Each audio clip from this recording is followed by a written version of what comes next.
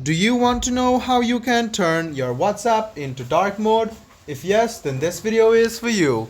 Hello and welcome to 1-2-Step. It's your host back again with yet another interesting tutorial video. In this video, I'm going to teach you how you can turn your WhatsApp into dark mode. Go ahead and open WhatsApp, which is on your phone. Now click on the three dots which you can see on the top right hand corner and then click on settings. Now you can see chats, click on chats and go to theme. Now you can choose system default and press OK, and if your system is in dark mode it will turn to dark mode. You can also choose light and then you can also choose dark. Press OK and then you can see that your WhatsApp has been turned into dark mode.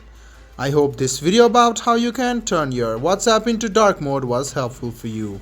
If you still have any kind of confusion, please do mention us on the comment section down below. Like the video, subscribe to the channel and do hit the bell button for more.